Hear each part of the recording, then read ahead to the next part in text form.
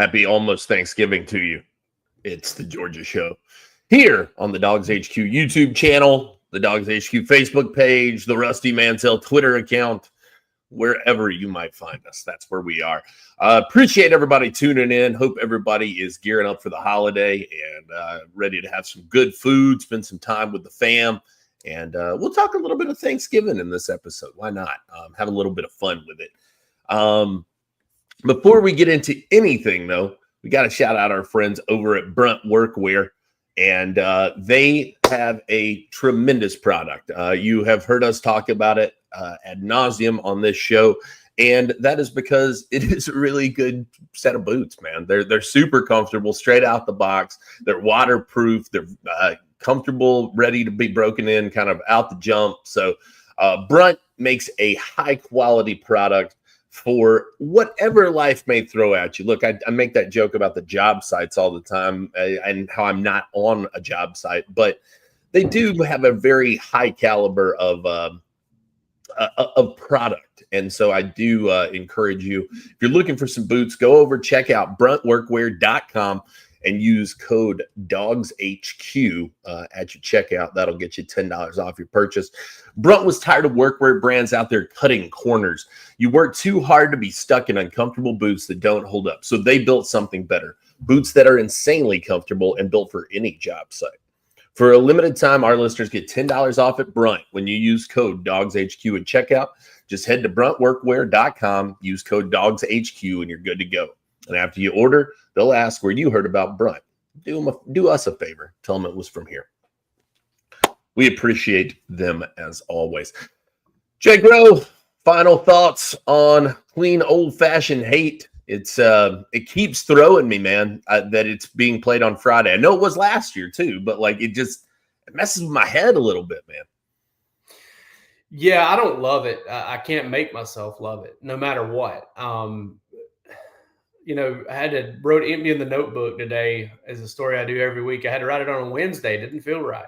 Just did not feel right posting it on a Wednesday because I don't want anybody to have to, maybe miss out on some scoop because they're trying to enjoy some Thanksgiving, festivities tomorrow. But I tell you, man, this game, I will say this, it's cool kind of to have all eyes on it. And if you hate tech, like most good people in the state of Georgia were raised to do, whether you do or not. If you hate tech, you love that the whole nation got to see you rip their hearts out last year. Sure. That was, everybody watched it. It was the Tonight Show on Black Friday is what it was. Like, everybody was tuned in. But it's just weird, man. I will say though, man, like if I had to pick between a noon Saturday game or playing it on Friday, I think I would choose this because just that noon Saturday game, I don't know, it had gotten so stale, man. That the playing tech on noon, the Saturday Thanksgiving had gotten so stinking stale, and I'm glad they're not doing that anymore. That's understandable. I could get down with you on that. The noon was hard, man. And it wasn't really befitting of a game. Let's be honest. Let's be honest about what tech's better now. And so it makes more sense to have you in a more premier spot because it is a better game. It's a more competitive game. And for a long time it wasn't. And so those noon kickoffs they made a little bit more sense, I guess, but I don't know. Like you said, I can't bring myself to love it necessarily. And quite frankly, you mentioned, all eyes going to be on you. I think a lot of people are going to be tuned into the Egg Bowl, right? I mean, I know they're at different times, but I mean, the fallout of what happens in Ole Miss State is kind of the lingering question in college football at the moment. It's the thing it's the one domino that sets off all the others. So there's a bit more intrigue around that to me, a little bit. I just think Georgia's going to do well in this game. Yeah, I love what my man Uncle Glenn Hartley says right here. Watching the Dogs Friday at 3:30, then going to the Pit Friday night watching Toombs County Dogs. at 7:30. Hey, good luck to those folks down there in Lyons. I always forget Uncle Glenn's from the big city of Lyons, Georgia. Which real close to Santa Claus, Georgia. You know Santa Claus? Yeah, and Vidalia. Yeah. I mean, Sammy Kershaw's got a song about Vidalia. Now, Racing cancel here. I want to point this out too. Noon slide on Jefferson Pilot. You remember Jefferson Pilot? I do. Oh man, what? Yeah. Dave Neal and Dave Rowe. Yeah. Cousin Dave, me, him, Holly, we're all related. They just don't know it. I will say this. We're going to get into our predictions. I love this matchup for Georgia. Like, Tech's a good team. Like, Tech's a very good football team. I think if you're a top 25 team, you've earned some respect, okay? But the matchup itself is very Georgia heavy, in my opinion. And it really comes down to, Jake, and I don't know, man. Rusty gets after me about this because Rusty's a weirdo when it comes to being superstitious and stuff like that. You know, the last 2 years, Georgia has absolutely struggled at defending the outside run. Teams have been able to kind of get the edges on them. Big reason why Georgia has not allowed 4 yards per carry this year is they've been so much better at it. Quintavious Johnson's been a little bit of a revelation there. They're playing it better from the star position. Honestly, might be a little bit of why they're giving up more in the quick pass game. If you think about it, they've done a better job of defending that perimeter run. With Georgia not having to worry about Eric Singleton in this game, and I know that Tech has a couple of really good wideouts. I'm not trying to say, hey, they don't have anybody that can beat Georgia. Well, they don't have any. I mean, listen, those guys they're fine players. They're not Eric Singleton, and almost nobody is, right? I mean, he's got rare speed. Really different. They're also just really different than Eric Singleton. Eric Singleton's a speedster, quick guy, make you miss. They had pick routes and rub routes and everything like that set, and it kind of set off a chain reaction for the way you played the rest of that offense.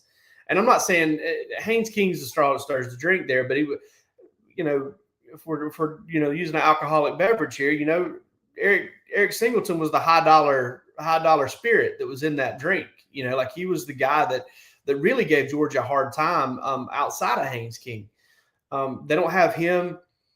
They do run the ball really well, but I think Georgia's just been so much more consistent and sound. Not necessarily more talented. They're not more talented. They don't have Mike and those guys. Their ability. It blows me away, Jake.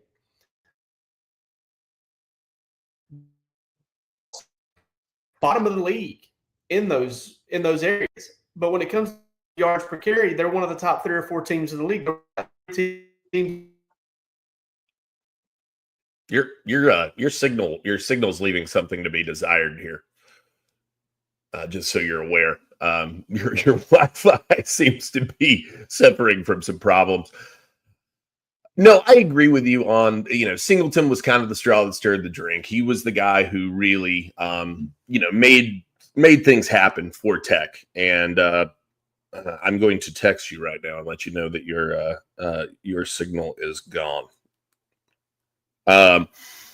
He was the guy that really made it all go. And you don't have a lot of guys like that in this league. Or in college football in general, in pro football, a guy with the kind of speed that Eric Singleton has. Now, look, God bless the kid. He's wasting away over in Auburn, which good luck to him. I'm sure he's being well compensated for his time. But you control Haynes King. You control Haynes King. I think you win the game ultimately at the end of this. And I think Georgia is in a good position to do that, primarily because, like Jake mentioned, Quintavious Johnson has been way better this season at controlling the run.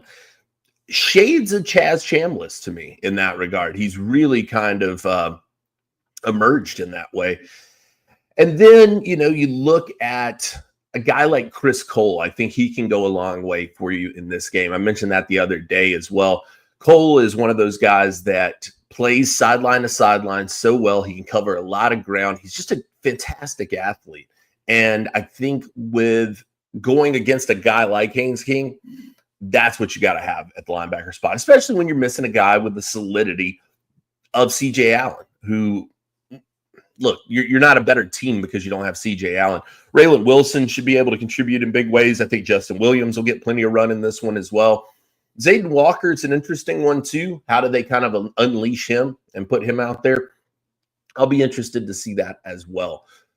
So a lot to dive in on in this game. Ultimately, though, like I said, man, I feel good about Georgia, and I don't know that I should. Hunter Beard over here says Bowen's playing Friday. I think there's a shot. I don't know that it's a sure thing, and quite frankly, I would think that there might be a pitch count if they do it, but definitely will be worth watching. And let's see if Jake Rowe is coming back. There, he's back. Gremlins, man. Gremlins. What happens? Boy, that was a long, like 3 minutes. Yeah, it's just I had to hit reset on basically everything. Like I had to kind of restart some stuff and get some stuff going. But I don't even know where I left off. I just all of a sudden realized that I was out. Yeah. No, what we were talking about was the last thing you said that I really heard before you just started chopping up and freezing was Quintavious Johnson had been a revelation. And I said, to me, that I would agree completely. Shades of like Chaz Chambliss to his game, right? I mean, I think that he's been very good in the run defense. And yeah, I mean, the thing about it though is he's a better athlete. He's longer. He's more. Sure. He's got physical traits. I don't know that, there's some things that Chaz did from a physical standpoint, just in terms of just being a battering ram that Quintavious Johnson's not quite as good at. But yeah, I don't know. I don't know that if Georgia hasn't like sacrificed some things or what, but ultimately it comes down to they're just better. They're just better and more sound and more solid against the run, and that's what matters. And I think that just in and of itself helps Georgia match up a lot better as well. Oh, agreed completely. I think that they have an opportunity in this one to get out and control this one. Look, I mean, it's like we talked about, man. Tech has struggled this season defensively, and that's kind of been a season-long thing for them at this point. But it's been especially pronounced over the last couple of games. And, you mentioned, I think when we did radio the other day that, they've lost 2 out of their last 3, something like that. And that can be a dangerous spot, but I don't think that it necessarily is in this particular instance. I think that losing 2 of those last 3 really just points a lot more to who Tech is and what their shortcomings are. And look, I say all that to say this is a better Tech team than what we're used to seeing. I think that Brent Key has a really tough squad, and I think that those guys are capable of giving Georgia problems, but I just don't necessarily see it looking at it from the outsider perspective. The record looks great. The record looks better than last year, right? Or yeah. The year before. They're not as good on defense as they have been in either of the past 2 years, and they haven't been great in either of those years either. Georgia made them look a lot better last year in the first half, especially. And I really don't think they're quite as good offensively. I mean, the main thing that has carried them to where they are is Haynes King's been able to stay healthy. Is instead of being in his first year at Tech, he's in his 3rd year at Tech. And instead of, being dinged up like he was last year, he's been able to stay healthy. And that's been a big part of his success and Tech's success and why they've been able to rack up an impressive regular season record. I mean, listen, come on, man. 9-2 is nothing to sneeze at. Capable football team. But if they're not turning you over and almost kind of creating field position and scores off those turnovers, they're in a little bit of trouble defensively. Agreed completely. Oh, Jake, let's talk about our friends over at Gametime.co. Good people over there. They do a fantastic job. And the thing that I love about Gametime.co, the tickets get to you quick. They're verified. And they're coming in with the best deals and the most all-in pricing. So you're getting a chance to go see what all the fees are included, nothing hidden in the background, right? Gametime.co wanted to take all the guesswork out of it and just say, hey, here's your upfront price for your ticket. Now, I'm not going to lie to you. This is a particularly expensive ticket when it comes to the Georgia season. Are you pulling this one up? I am. Yes. Okay. This is not cheap to get into this game. Now, I will say this, though. If you are going 466, row 114, okay. If you're looking for tickets, Gametime.co the way to get them, because they are legit. You know that they are verified, and you're going to get to see from your seat. So you get the view up front of what you're going to see. This is one of those, let's see, standing room only for 172. My goodness. They are going all out on this game, buddy. I got a feeling Friday morning is going to stack up well. If you're looking for tickets to this game and you live in the Atlanta area, check it out Friday morning, because that's a lot of tickets right there too. That's yes, it is. You look at Gametime's got an incredible inventory out there right now, and I suspect that some of these may fall, or I don't know. Maybe folks are trying to make it worth their while. Like, hey, I'm gonna go, but if I can get, yeah, sure, sell 4 for $300 a piece, I'm gonna do it. Sure. No, Game Time out there. Like I said, the best way to buy your tickets, you get it all verified, all easy, and delivered to your phone super quick.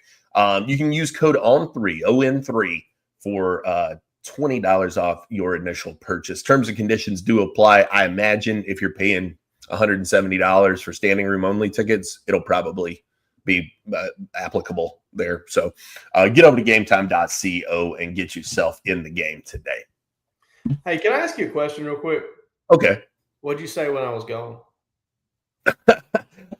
Well, I mentioned that you were gone, and I discussed what Georgia needed to do to be successful in this. I was just trying to make sure you weren't talking bad about me behind my back. I was not. I did not do that. You usually say those things to my face, but yeah, absolutely. Why? Yeah. Well, I mean, there's no need not to. Yeah. Jake, the college football playoff rankings dropped last night. I'm a little bit pissed off at this. Tell me why. In what world does Oregon get to jump over Ole Miss? Because they beat USC? Sure. I mean, Ole Miss has got a road win against a top 10 team. And then Oregon runs over there and beats USC, outside the top 20. I'm with you. I'm with you. It's the stupidest thing I've ever seen. And listen, I've already seen the theories out there that they're going to try and usurp Ole Miss if Lane Kiffin moves on. They're going to try to keep them out of the playoff, and that's so wrong in my opinion. I'm not trying to do that. Like I have a hard time like playing in water that unclear with conspiracies and whatnot. You do that. Like you're the guy that's over there. You've got several different hats fashioned out of tinfoil that you wear with different designs. You're coming at me so aggressively here. You do that. You're the guy who does that. Yeah, I'm like Mark Rick and Chuck Oliver. After that, yeah. You said that. Yeah, you're saying that.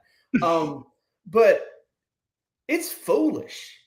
Like it is the stupidest thing I have ever seen. Like I put a very mild-mannered tweet out there just because I didn't want, people from Portland like trying to find my address out here in Georgia. Sure. But go to you can go to my address right now. I'm not there. But it's terrible. I mean, Oregon beat Iowa at Iowa. Okay. Iowa's not ranked anymore. Right? Sure. Is Iowa ranked? Iowa is not ranked in the top 25. Okay. Not a ranked win anymore. I think their only ranked win of the season, unless I'm missing something, is USC at 23. Yes. Okay. Let me add another data point for you. USC is 17 in the college football. 17. Sorry, 17. I thought they were outside the top. That's abysmal as well. What are we doing here? That sucks. Yeah, sure. I mean, listen, Tennessee's not a great football team, but Tennessee has lost to three top 10 teams for their 3 losses. 3 teams in the top 10 for their losses. USC has not lost to 3 top 10 teams. Yeah, absolutely. I think they've lost to 2 top 10 teams. and they lost to Illinois, an unranked team, but they're ahead of Tennessee. Like in what world? On top of all that, let's go to one more data point. So Ole Miss has a win over a top 10 team on the road. Oregon has a win over a top 20 team at home. So let's roll it forward. What's your loss? All right, what are the losses that those two teams? Ole Miss lost to the number 4. Lost to the number 2 team at home. Doesn't make any sense. No, I'm with you. To be honest with you, Jake, I am in favor personally of going back to the BCS model to select the 12 teams. I think you take you take the human element out of it, and don't let. Yeah, I think you look. We've got AI. AI's kicking ass right now. It's going to usurp us, and we'll all be slaves to it. We're going to let Allen Iverson decide the college football playoff. We are. Yeah, the answer. Whoever practices the least has an edge. Yeah.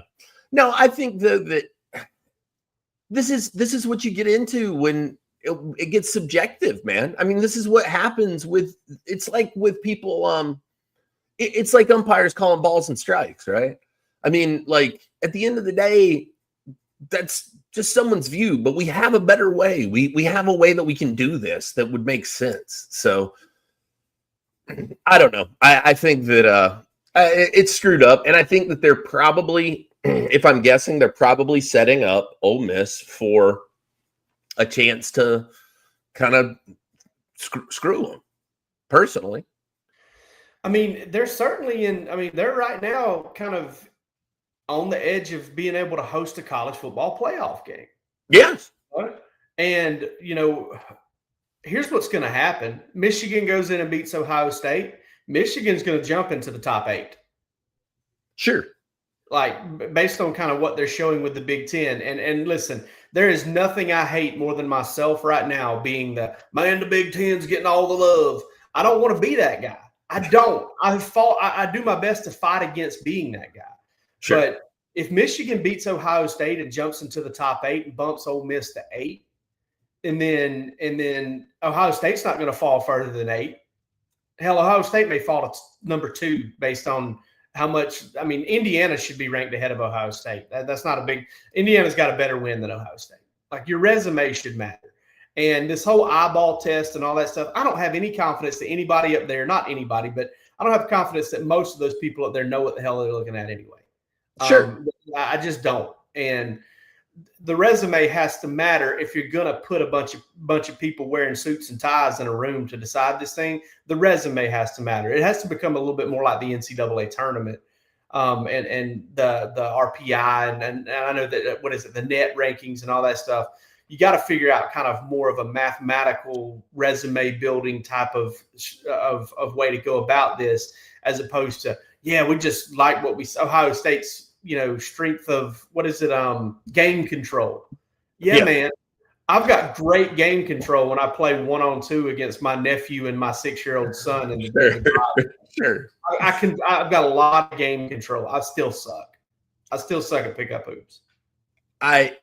No. And at the end of the day, too, I think we can be honest with this and say that, like, look, these people have vested interests in things going certain ways, right? I mean, it's better for their conference if it, so there's an inherently human bias to this that is almost impossible to remove, in my opinion. I don't know. I don't think you can get away from it. And so you have to, I like the playoff. I like let's settle it on the field. I can't believe that this is the system we've come up with to rank the teams. It is just guessing, pretty much. I mean, that's what's happening. Well, you can believe it. I mean, you can believe it. You know what I mean? I can't. Sure. You can believe it. We can talk about how bad the system is, but I can believe that they've come up with a bad system. Yeah, no, sure. It kind of sucks. So, hey, both of us love to talk about eating. Absolutely. Both of us like to. what's going on with you for Thanksgiving? Before we gird our loins, what you got going on for Thanksgiving? I'm actually headed down to Gulf Shores to go visit with my pop, and do Thanksgiving there. I'm flying out tomorrow on Thanksgiving because that was the cheapest flight, and I'll get there around noon, so just in time for I think we're going to meet up at the Floribama and have a couple of bushwhackers, and then dive into the victuals. So we're having a turducken. My dad's a big fan of the turducken. He's been doing the turducken for years. I think he just likes it because it's kind of a showstopper. You know, it's a cool thing to do. So turducken is on the menu. Ham. We always have way too much food. The only sad part for me is that I won't be at my granny's house because my granny makes the greatest dressing in the world. So I'm going to get my mom to hang on to some of that, freeze some of that for me, and definitely get my fill of that when I get back home. But looking forward to it, man. It's always a fun time, and always have a good time down there at Pops. We got a big poker tournament planned for Friday.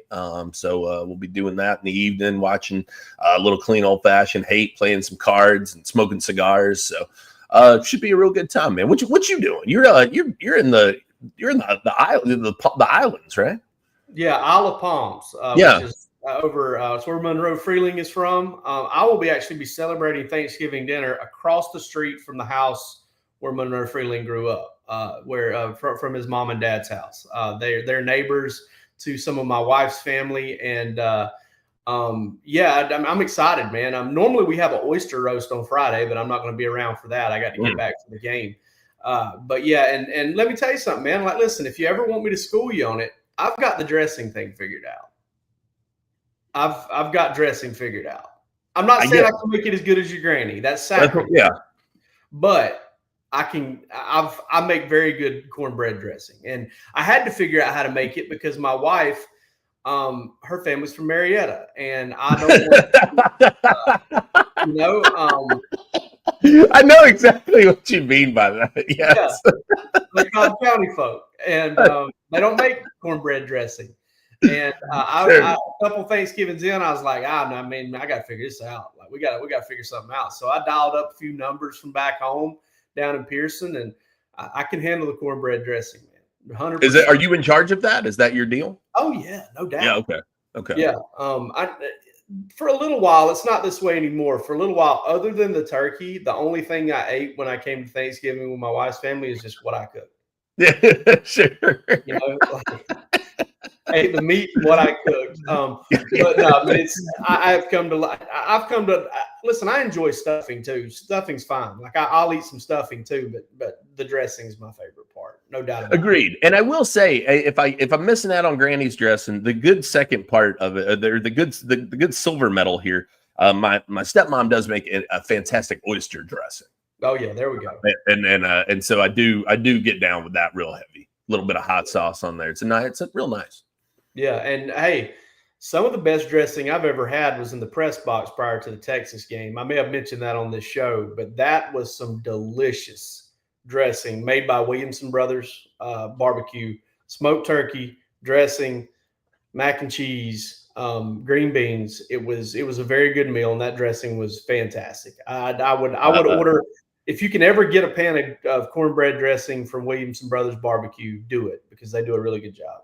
Jason Cancel says you're flying from Blue Ridge to Gulf Shores. Are there airports there? I'm flying out of Chattanooga, actually. I'm driving up to Chattanooga, and because I don't want to go to Atlanta, and I am flying from Chattanooga to Charlotte, and then from Charlotte to Pensacola. So it's a bit of a circuitous route, but it gets me there. Oh, there you go. My man says, I will go with oxtails this year from Germany. Pass on the turkey. I got no problem with an oxtail, man. No, oxtails are great. All I heard right there was this man who calls himself a man from Georgia is not even going to go to Georgia to get to Alabama. You're going to go to 3 different states. Yeah, I could fly. I could absolutely fly direct from Atlanta to Pensacola, but I chose not to do that because the parking's so much more expensive, and it's like so much harder to get through the Atlanta airport.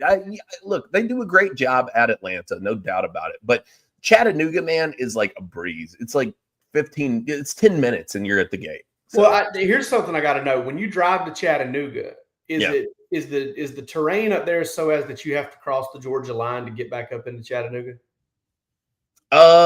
This is important for my brain. No. Okay.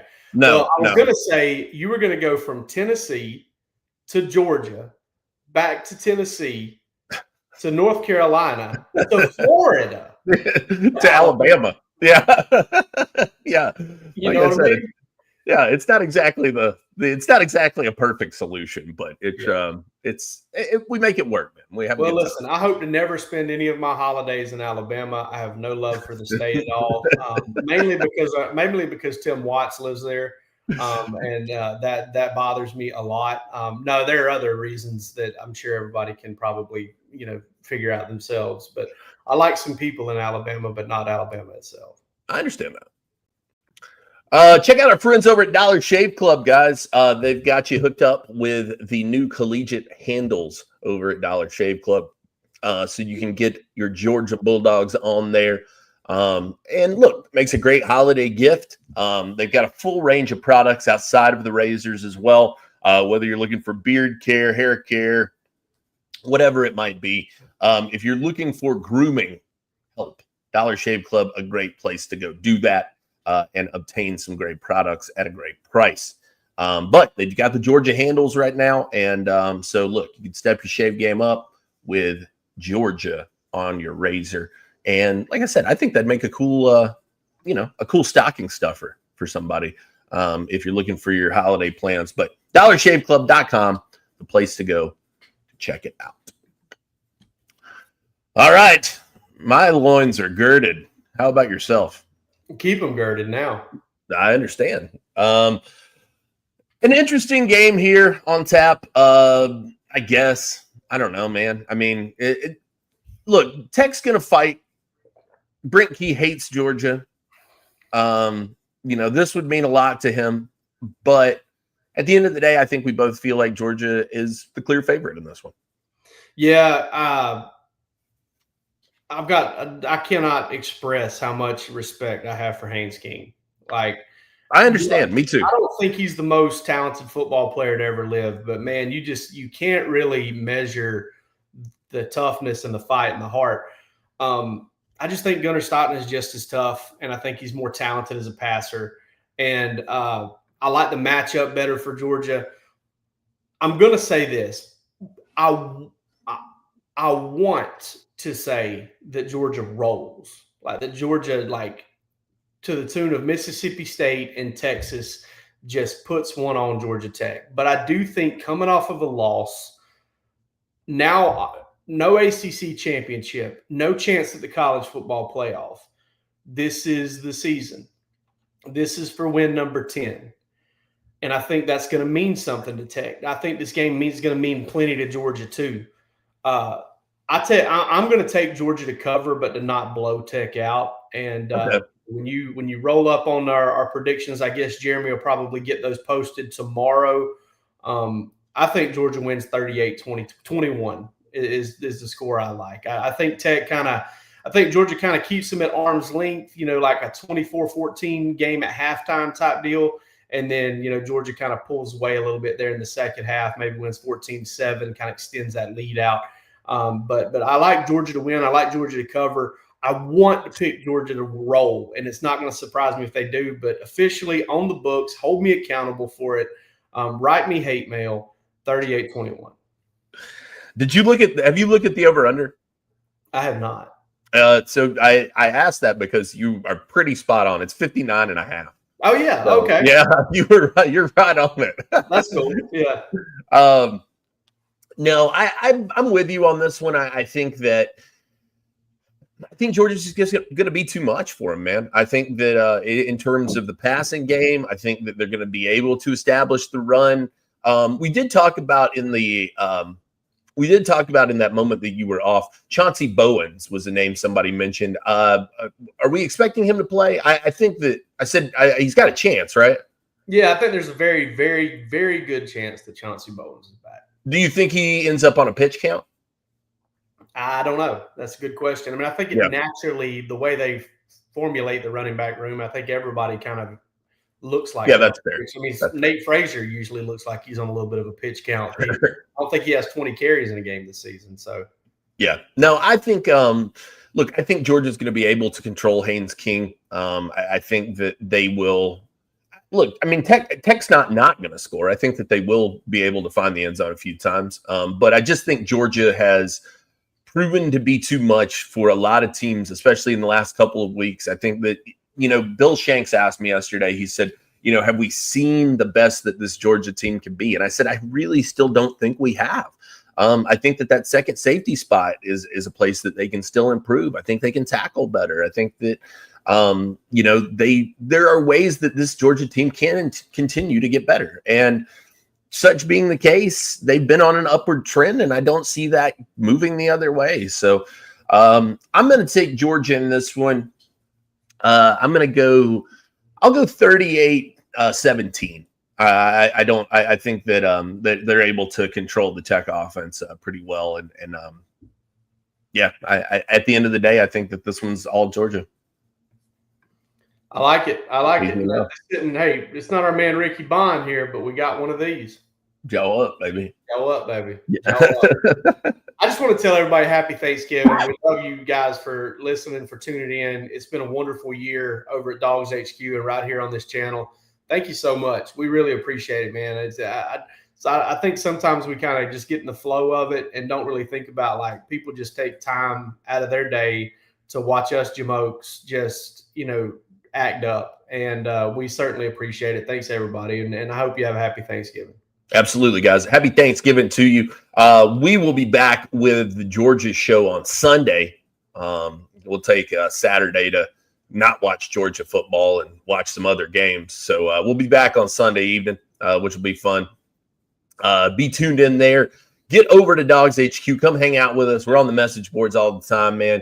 You can ask questions. Just come BS with us. Have a great, great holiday, man. Enjoy your family. Enjoy your friends. Enjoy yourself.